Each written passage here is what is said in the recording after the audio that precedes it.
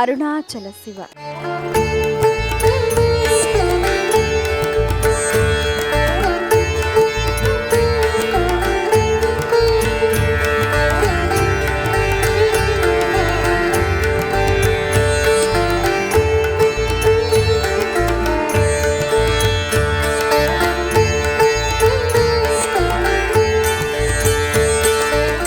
అరుణాచలం కొండపైన సమీపంలో ప్రస్తుతం మనం స్కందాశ్రమంలో ఉన్నాం.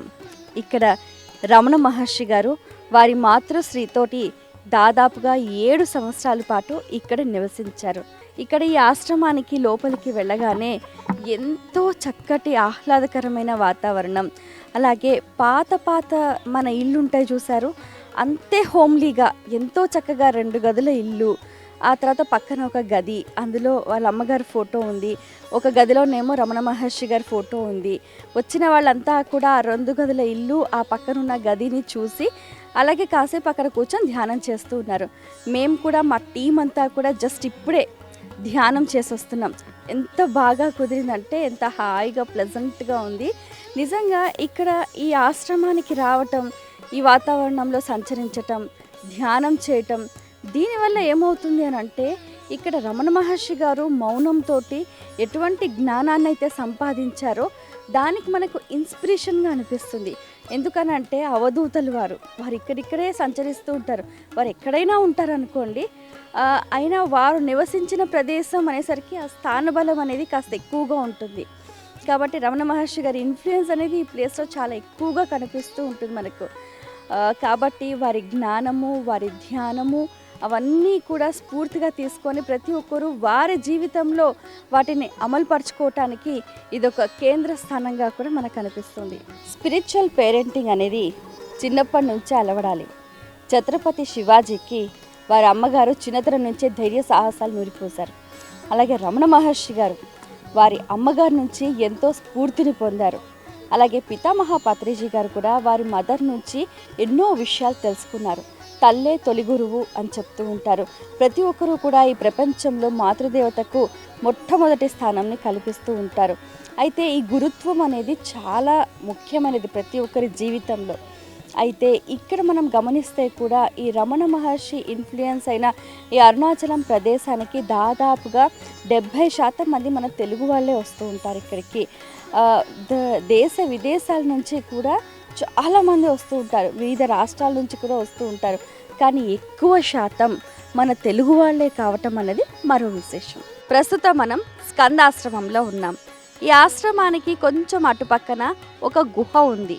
ఆ గుహలో రమణ మహర్షి గారు ఈ స్కందాశ్రమంలో ఉన్న 7 సంవత్సరాల పాటు కూడా ప్రతిరోజు అక్కడ మౌన ధ్యానం చేసేవారట.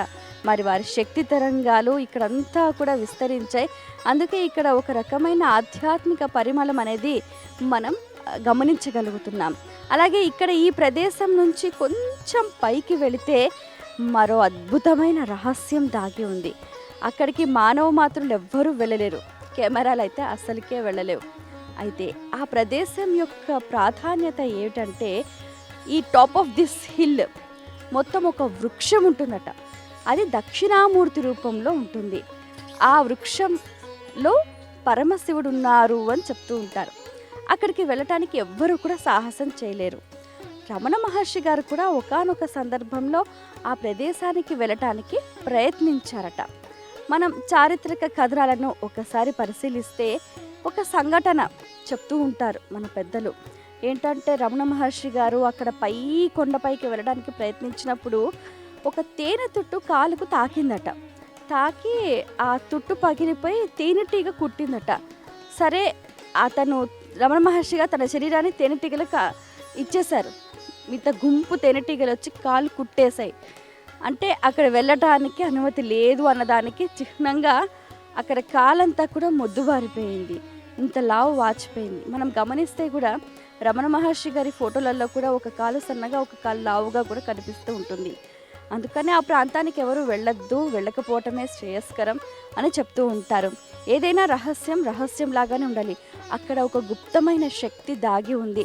ఈ విశ్వాన్ని మొత్తటిని కూడా రక్షిస్తూ ఉంది.